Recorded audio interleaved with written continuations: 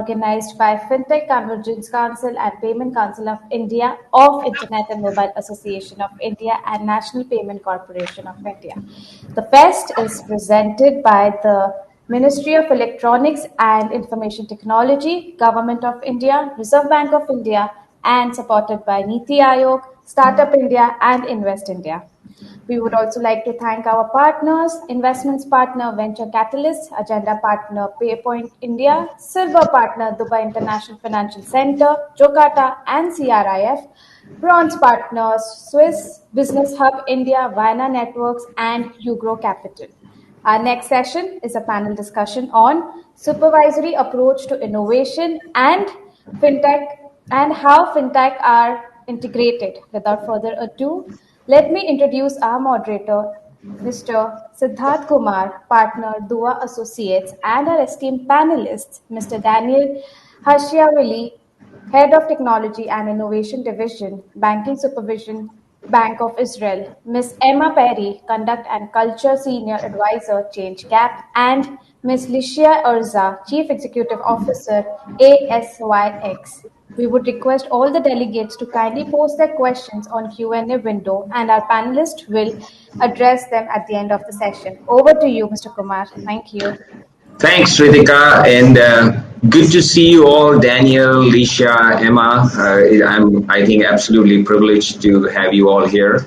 And even the discussions we've had in the past few days, I think I will, without much ado, like I said, I'm an attorney. I'll just give you a little bit of more background about my firm.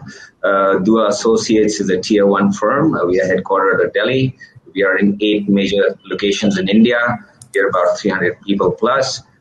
We are sector agnostic, and I am here hosting you today. I head the M&A practice, and I've done a fair amount of work in the fintech space over the last couple of years. And welcome. And I will take, by just giving a little bit of introduction to all our participants. I think they've been in the sessions for the last couple of days, but fintech primarily is the innovation of use of technology, the design and delivery in financial systems. And I have experts who are from very different geographies and who are ex-bankers and who are making a huge change in the financial industry. I will firstly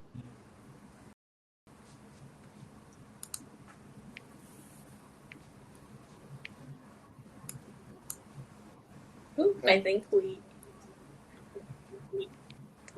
lost his connection. Shall we do our introductions then, perhaps? I think we should. Yes. Yeah.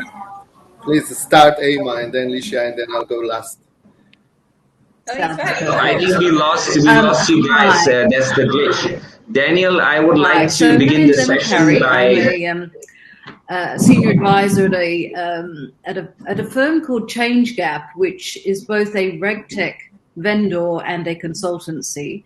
And I've worked in financial services for many years for various large banks, US banks, UK headquartered banks in various roles.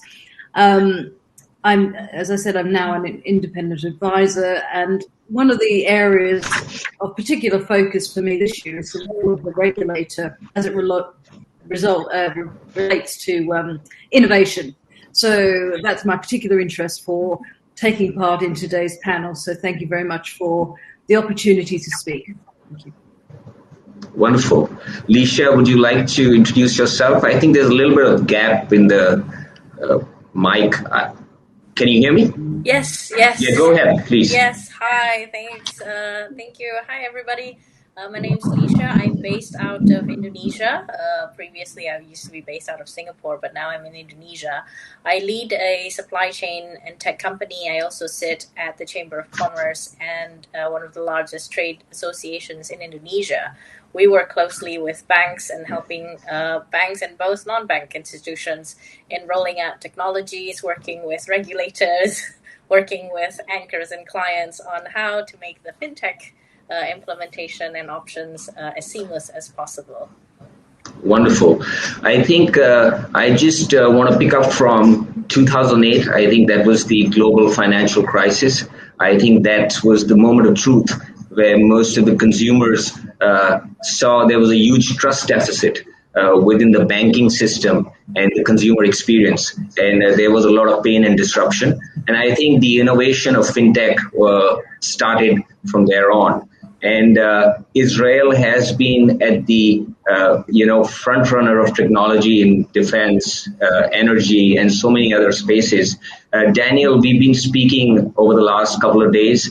Would you give us a little bit of insight into what open banking is and how the Bank of Israel is spearheading that, and give the participants a little bit of deep dive into that?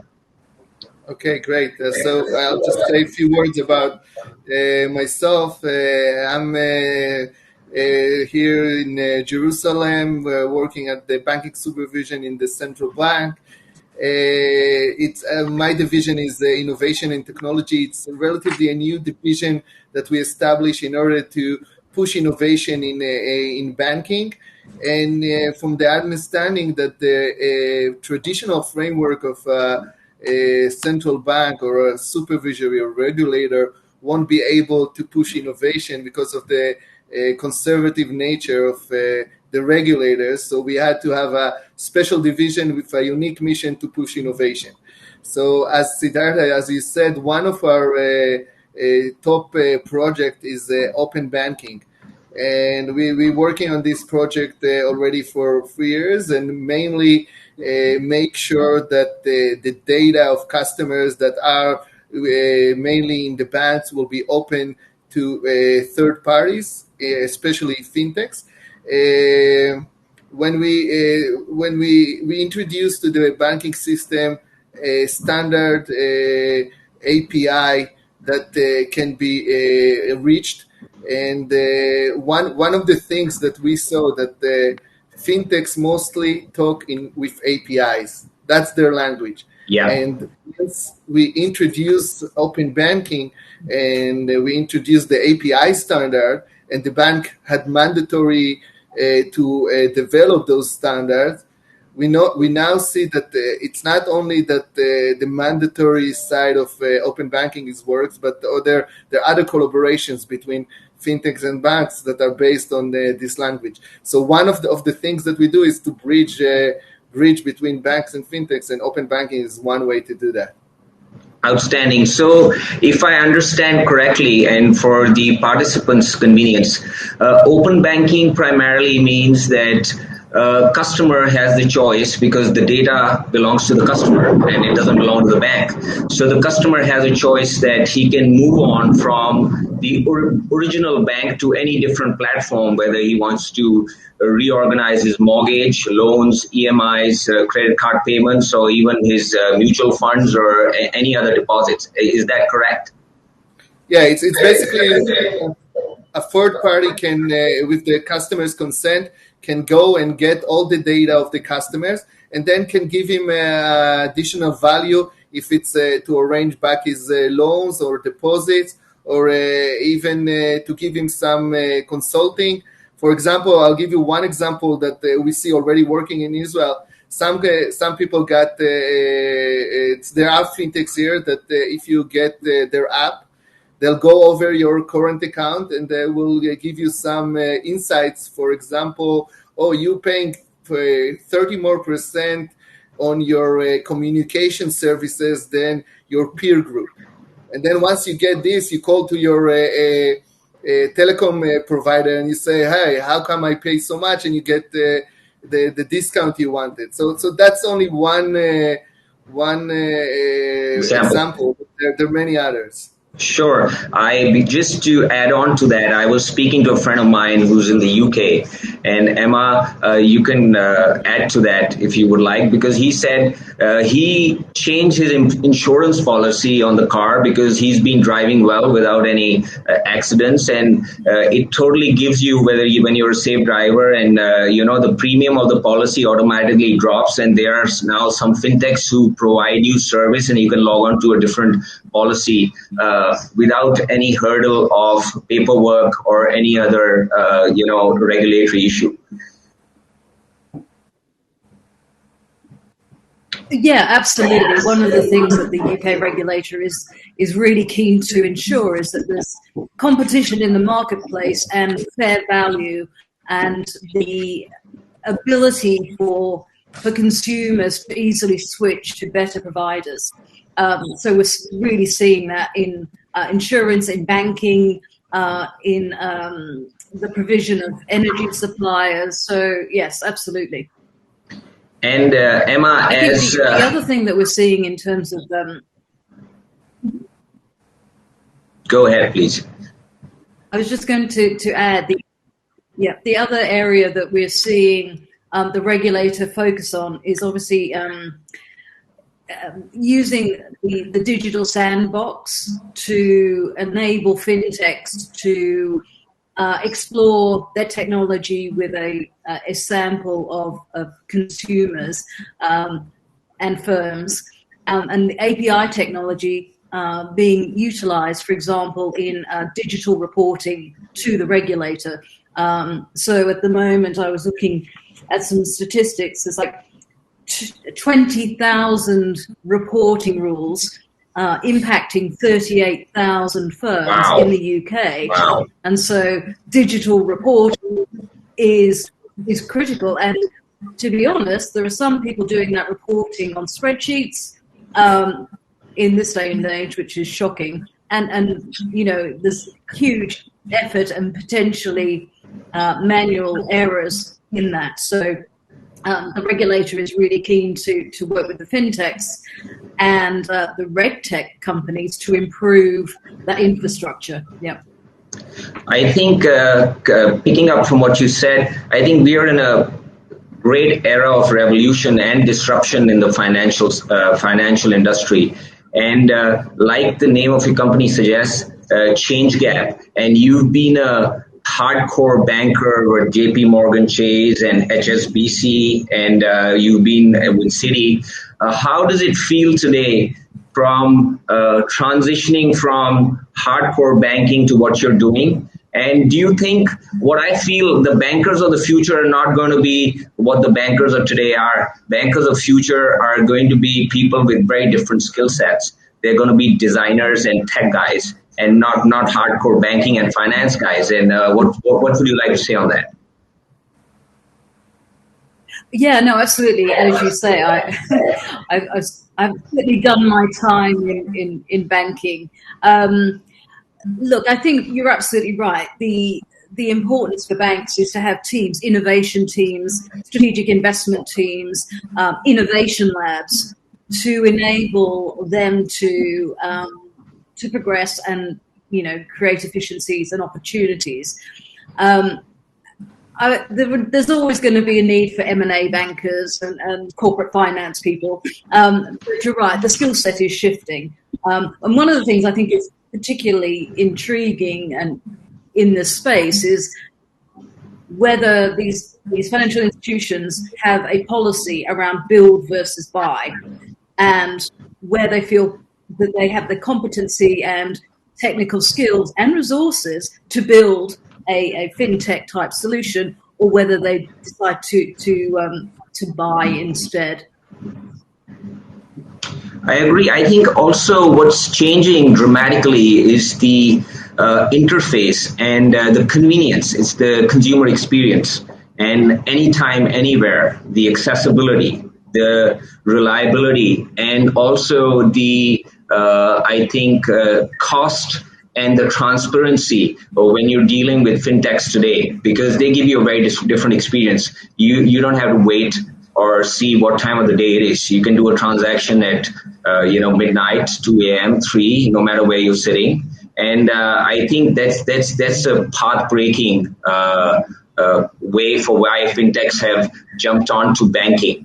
And in my research, I also realized that over the last years, tech companies were staying away from the financial world because the financial world was so regulated and it needed so many licenses and compliances. And now that the tech companies, and you've seen enough news from the Facebook and the Googles and the Microsoft, the tech companies are so regulated that they feel they've merged the gap between tech and financial technology. And that's why I believe Facebook and Apple have maybe more than 40 licenses just in the US on the banking side. And how do you feel that's going to transform over the next 5-10 years? And what kind of penetration are you looking at? Because Indian market has already got about 90% adoption thanks to the telephone and the telecom revolution. Mm-hmm. Yeah, no, absolutely. I think, competition is good. And I think if any of the banks underestimated where that competition was coming from, I think they're sorely regretting it now. I think what's great is that you've now got more opportunity and also more choice on how you want to bank. So there are the digital banks, there are the wholesale banks. It depends who you are and what your needs are, but there's so much variety. And as you say, sort of the digital banks or the fintech banks are much more agile, much more capable to flex as needs change. So I think, we are, certainly in the UK, we are seeing the emergence of these banks. There's the various that I won't name here, but but they're not dominant players yet in all markets. And so I think that will evolve, as you say, over the 5-10 years, I suppose, as they become more mature as well.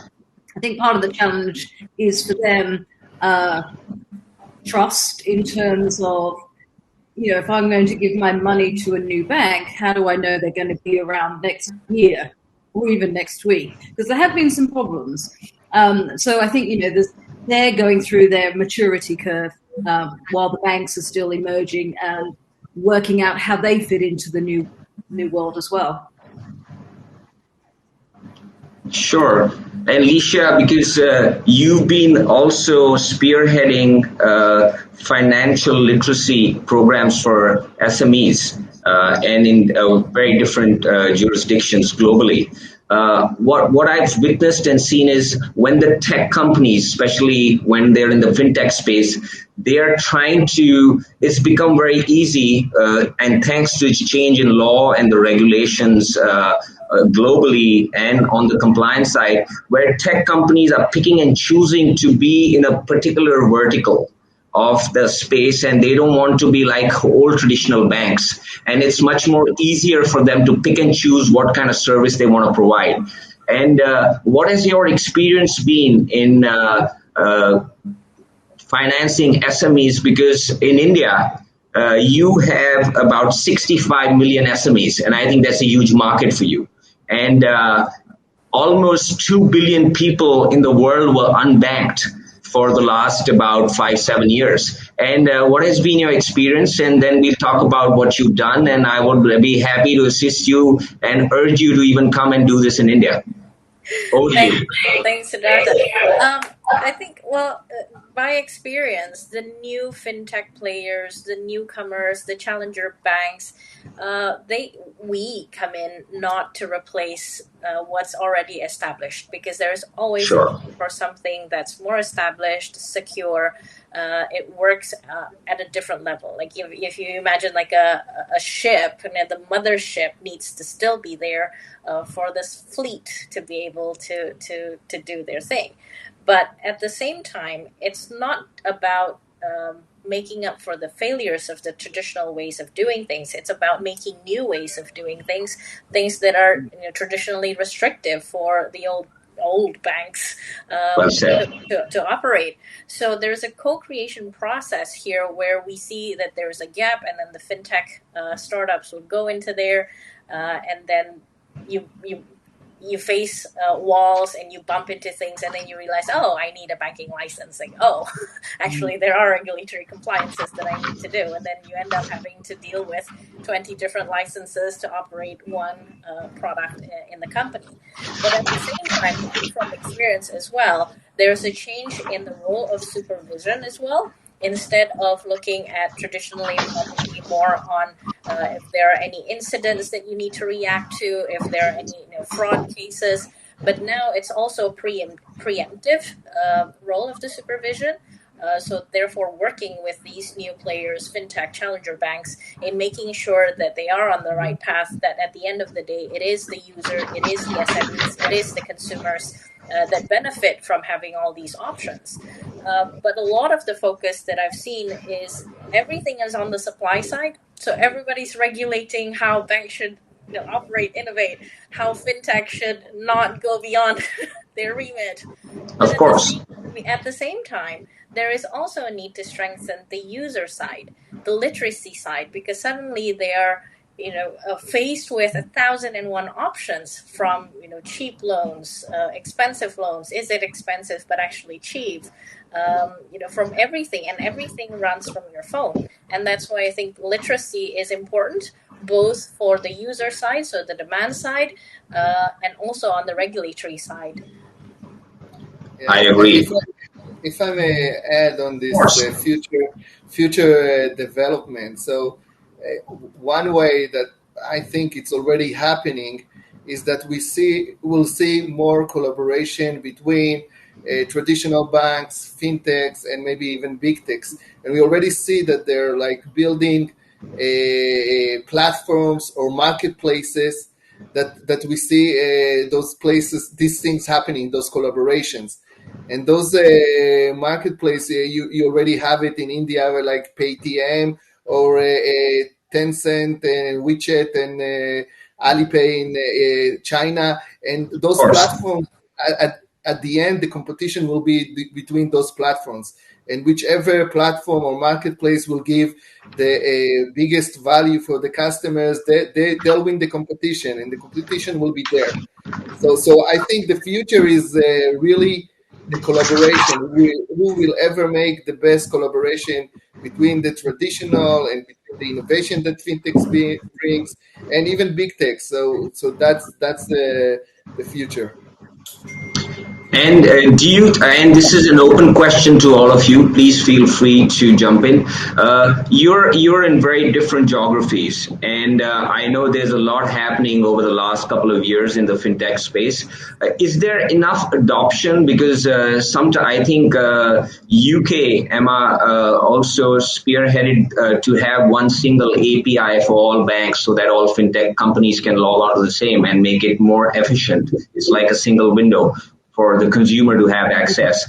Do you think, Lishia, in Singapore, Hong Kong, Netherlands, where you're operating, and Daniel, for you already spoke about open banking. You think the big boy banks and the governments are looking at how efficient and how not just innovative, how efficiently and how seamlessly things have worked in other jurisdictions, and are they adopting those, or there are still restrictions, or they're still hesitant, or just waiting on the fence? Maybe I'll start. I'll start Sure. with what's happening this side. Yes, the big tech, the big banks, and the governments are trying to make things easier. I mean, at the moment, to send money cross border, for example, every $100, it costs you, $10 to $15 to send that money.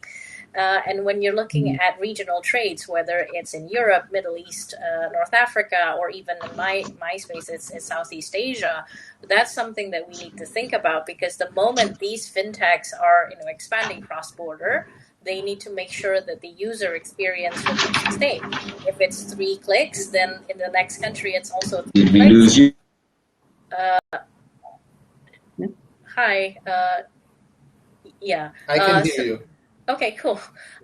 So then it needs to be the same experience across all the different regions. But to be able to have that same experience, that same cost structure, you have to jump through very different hoops in each of the territories we work in. So yes, I mean, everybody's looking into... Sorry, I think I lost connection.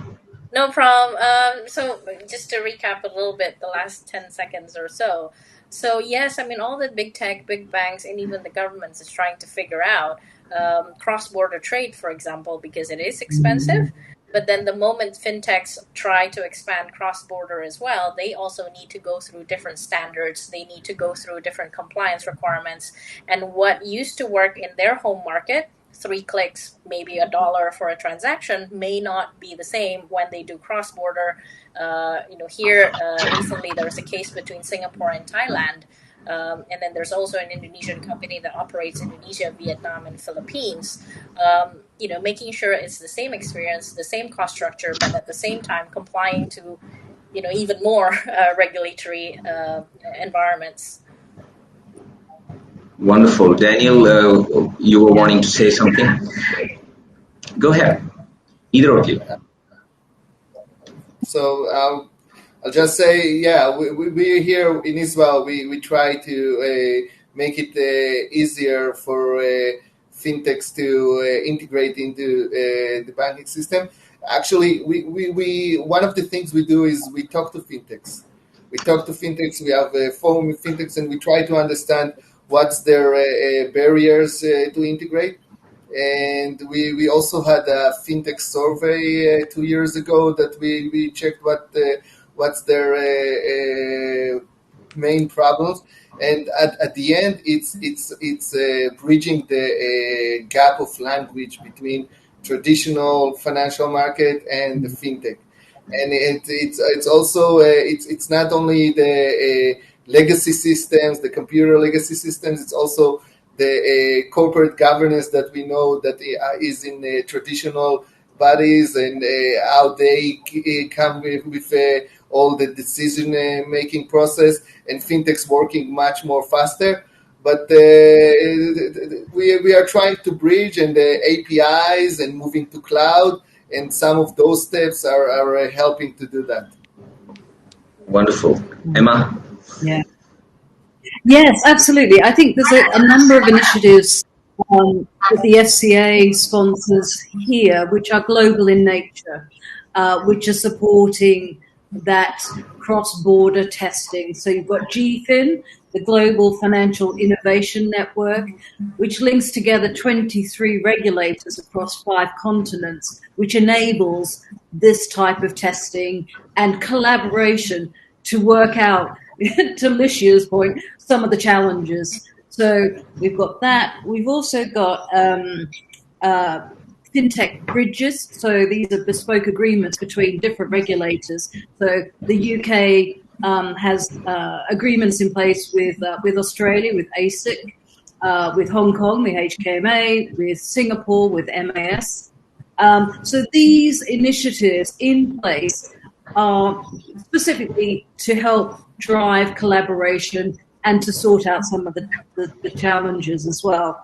I think the other thing that we're seeing more, I think the regulator here, the FCA, would acknowledge they were potentially not as quick to the mark to get into the innovation space. And they're very keen to demonstrate that they're taking this seriously. You may be aware that earlier this year there was a report issued, the Khalifa Review of UK FinTech, which was commissioned by the UK government and outlined some of the challenges and opportunity around FinTech. And a number of those recommendations are being taken forward. So, for example, one of the recommendations was the sandbox, which was being run in the UK as a cohort, so a couple of cohorts during the year, is now always open, and it's moving to be a digital sandbox as well. So we are now seeing great attraction with the regulators around innovation and the specific things they can do within their remit. So to Daddy's point around, their primary role is around supervision and, market integrity and protecting the consumer. So there is that slight, creative tension between the innovative side of things and the role of the regulator itself. So, yes, we're definitely seeing some great initiatives. Since we are all talking about collaboration and everything's becoming seamless and the world is quite flat now, I know Daniel and I exchanged some words that he did visit India and also did have some exploratory discussions with some tech companies. And I think all of you, on a sovereign level, I know banks in your jurisdiction are closely working with the sovereign banks in our part of the world. But have you, Daniel, has the Bank of Israel and local banks even collaborated with the Indian fintech companies? Because we are at the forefront of fintech globally.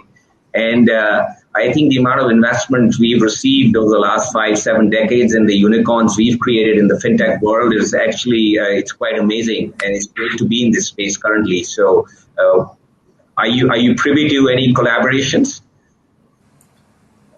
I'm not familiar with any specific collaborations, but I know when we visit in India 2 years ago, we visit also with the fintech union, and we saw some kinds of fintechs, and I know that there's a connection between the trade ministries, and there is a discussion. I know that the Israeli fintechs are interested also in India and are with connection with the industry there, and vice versa. So there's a huge market over there.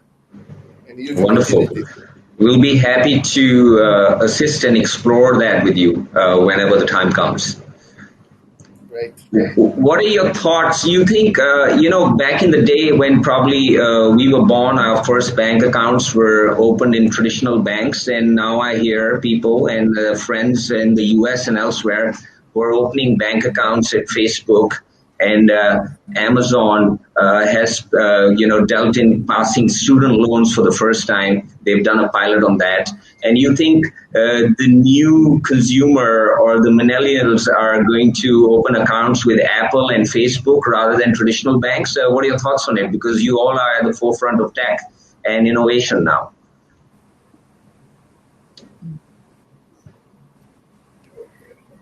I'm happy to start on that one. So I think sure. Consumer choice is key in this, and the more opportunities and sort of choice there is for a consumer, the better. But I think it's about what that consumer needs. So if all you need is a savings account, then a digital bank is probably a great place to go. But if you're a small company or a corporate or even another bank, obviously your needs are going to be much different. And so I see it as a spectrum of different providers meeting the needs of the spectrum of consumers, from sort of people like you and I to people like you and I who run companies, through to larger corporations that have more specialist needs. So that's my view on it. Lishia's laughing at me Wonderful. for some reason. No. Because No. one of the biggest, I think, switches was in the UK was Starling Bank. I was reminded of that people started switching into digital banks. And in my side of the world, you have almost two strands of new digital bank trends. Banks, established banks who are establishing, a spin-off of their banking services into digital banking, so the digibanks backed by banks. But at the same time, it's also fintech and financial adjacent industries going into banking. So here in my country, the biggest unicorn is a ride-hailing app that stops, motorcycle taxis. But they've grown into e-commerce. They've grown into different things, including pay later services, to a point where they acquire a bank to then have digital banking services to support that. So I agree with Emma that it is a spectrum, but at the same time, this spectrum is almost like a user journey. Where you start, you might stay with the same bank, but just using different services in your journey, whether you start from having an old-fashioned bank account like we used to have, and then moving towards something that's new, and the younger crowd using these new technologies to open a bank account. They couldn't be bothered to queue and fill in forms, and then as they grow their business, they go into the commercial banking, the trade banking services provided by larger banks. Yeah, I agree with both Lishia and Emma, and but I think also we'll see like you said, Siddhartha, that the big tech will be also entering this field. And we see already, we have in Israel, I'm sure other places, Apple Pay and Google Pay, Of and course. those things are developing into a current account. And like Alicia said, it will continue and developing. So we'll see more options for customers.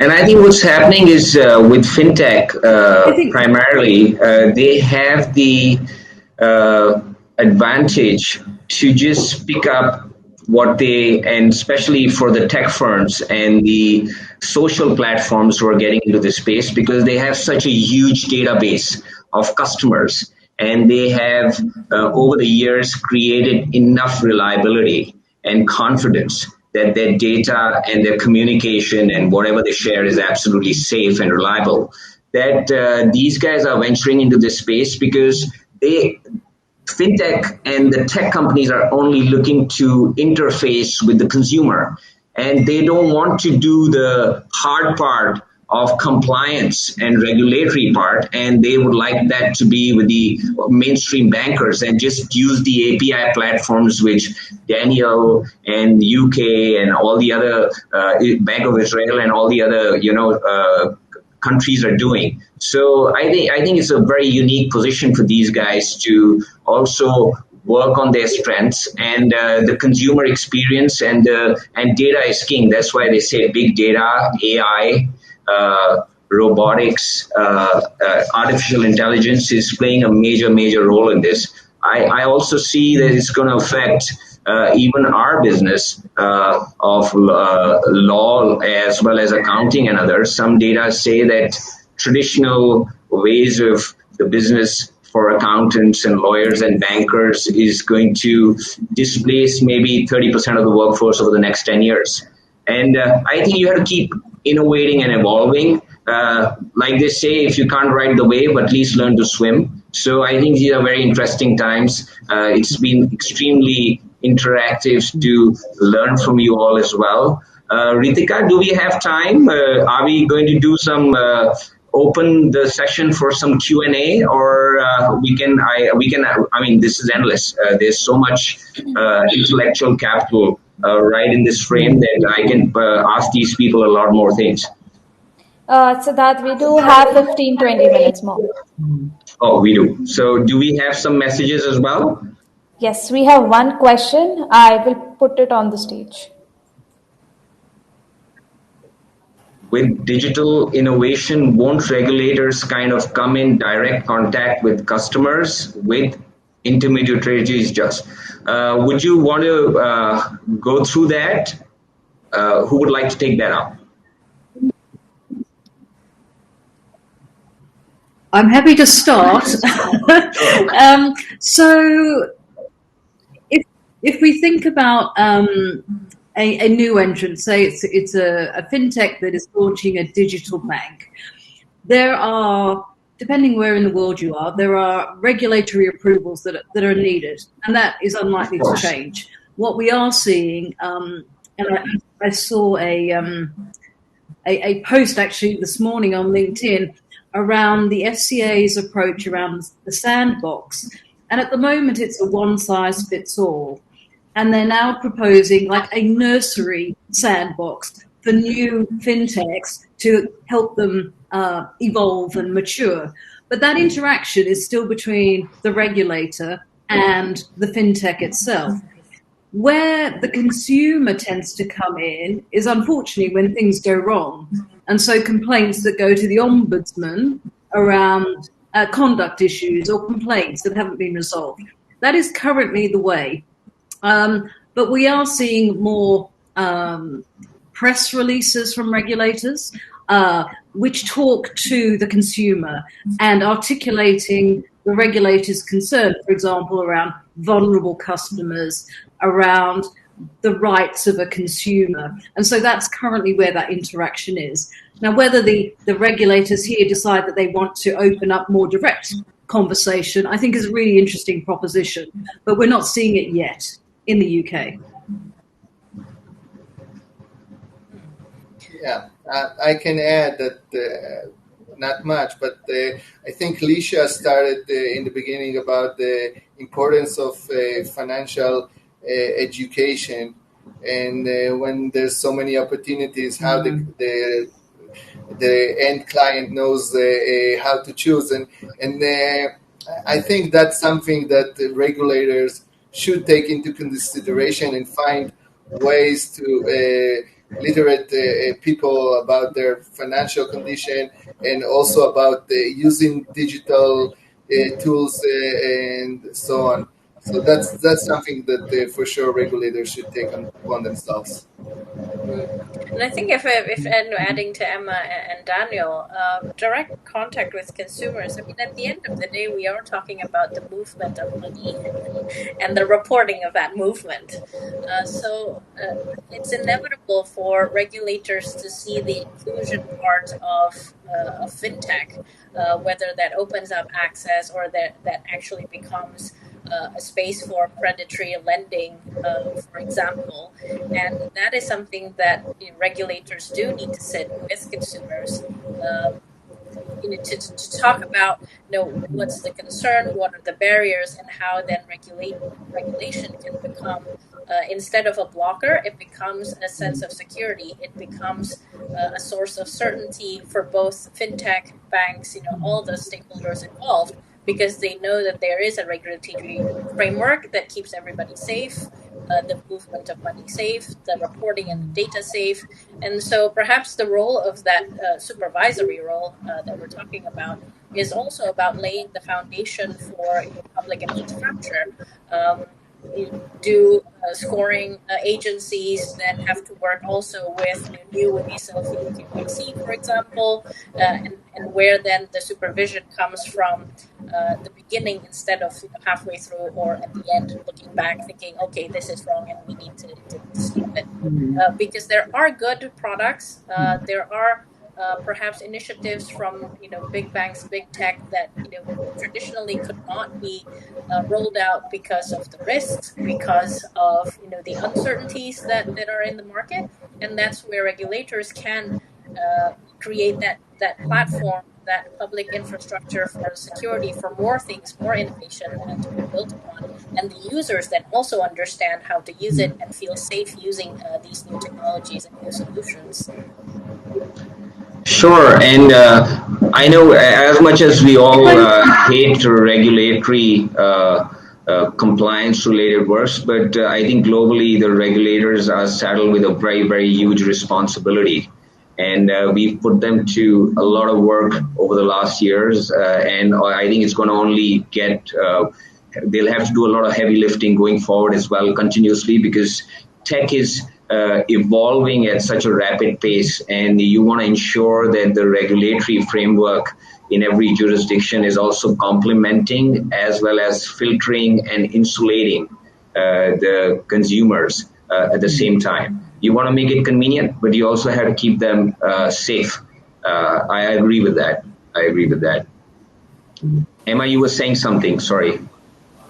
Yeah, no, that's absolutely fine. Thank you. I was just going to build on that point around protecting the consumers. So one of the things we're seeing the regulators being very public about are warnings around, for example, influencers who are promoting crypto assets or crypto trading. Of course. Also, other influencers who are promoting FX trading on WhatsApp. And these types of trading activities, which are going under the radar and where the consumers could lose a lot of money. So with technology comes responsibility. And I am seeing, the regulators being much more proactive and to the point, Lishia, you made around trying to educate as best they can at this point through the media to make people aware of the risks and what is actually authorized trading activity, to try and make sure that the consumers are protected and the most vulnerable. If we think about the fact that most of us have been in lockdown scenarios for sort of 18 months, there's a lot of people who've lost their jobs, who may feel, that they've been stuck at home, and they see the opportunity to make some money, and they don't want to miss out on a trading opportunity, and so they become very vulnerable to suggestions of quick money. I agree. And so agree. we are seeing the regulators being really quick to and I think within our own networks, you do come across some friend or friend's friend who's actually been a victim of such kind of incident. So yes, it has to be. I think regulators have a responsibility, and so do we.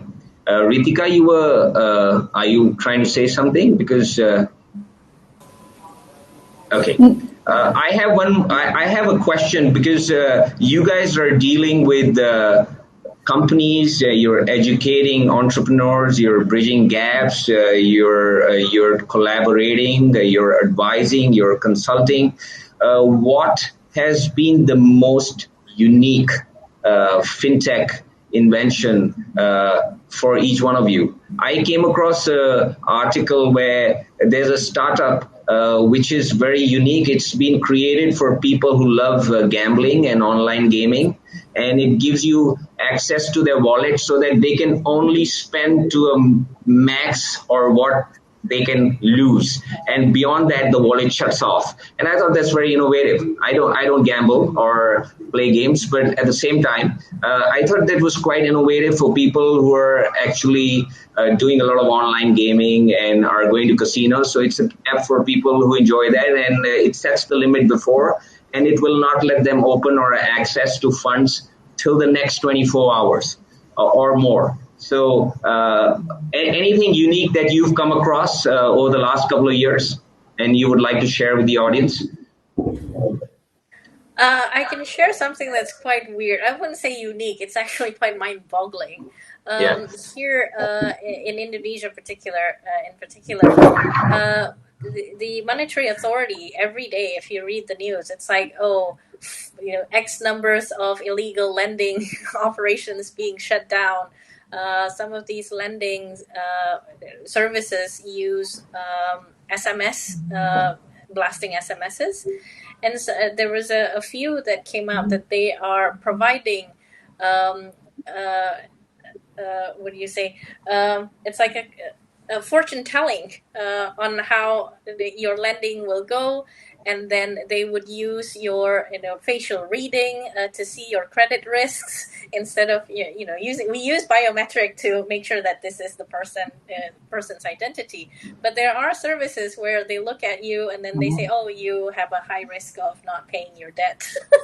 Oh my God! We're charging you higher rates. So we do come across some bizarre ones like that, where actually the homework to educate. Then we think that, we thought that educating on how to calculate interest and annuities are enough, but actually it goes beyond that. There are more things that are culturally embedded that we need to think about when we talk about compliance, how people perceive money. Of course. Yeah. So I think everything stems from your customs and environment and what is unique to that jurisdiction. A lot of that gets implemented into your systems, whether it's local laws or anything else, and commerce and how business is done in that particular geography. I agree with you.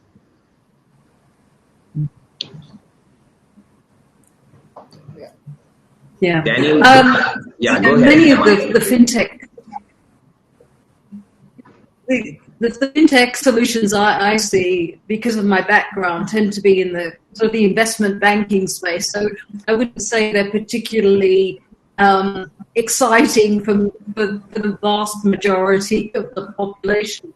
However, we are seeing some great innovations in terms of analyzing trade data, in terms of making some of the processes which are usually very manual and paper-based, so bond issuance, for example. There are some interesting opportunities in that space, but nothing to match Lishia's great example, to be fair. How about you, Danny? It's bizarre. I mean, you look at the offering, and you're like, how do you determine interest rates based on somebody's, facial look? I mean, even between the three of us here, I mean, How do you assess the risks? I'm glad at least I joined back. I think I brings- was my connection was a little weak. Yeah, Lishia, just on that, it really raises some, which would be a great topic for another panel discussion around AI and ethics and Of the course. way in which programs or machine learning can be trained, but the biases that can sit within that data. So yeah, huge amount of another topic for another day. But I agree with you, and not just AI and ethics. I think personally, I feel ethics should be a part of curriculum for all schools globally, and nobody talks about it. And I think that is the fundamental class that they should hold from kindergarten onwards. From small, everybody needs a lesson in ethics, and it needs to be continued. And especially in terms of tech and AI, I think it's imperative. And we'll be happy to do another session. What we can do is at the firm level, we do try and do webinars on interesting topics, and it's been a privilege to be acquainted with you all over the last couple of days, and we'll definitely be in touch and find a befitting topic to collaborate on, and also explore more synergies together. And Ritika, do we have time, or I think we're past our time? Yes, we are up. Okay. And what we can do is, if there are other questions, if people do reach out to you and us, you can share those with whoever it is addressed to. And I'm sure each one of us would be happy to get back to them on an email or a call later in the week or something. Thank you again, Ritika, Emma, Lishia, Daniel. Thank you for your time. It's been lovely to meet you all virtually. I look forward to seeing you all very soon together. And thanks, Ritika. You've been wonderful. And the organizers for setting up this conference. I think it's been a unique experience and quite informative for not only myself, but for all participants and all attendees. Thank you again. Thank you. Have a safe day. Be safe. Be well. Thank you very much. Thank you, Siddhartha. Thank you, Emma. Thank you, Lishia. Thank you, Daniel, for giving such an amazing session. Thank you. Hope to see you all Thank you, soon. everyone. Thank Namaste. you. Take care. Namaste.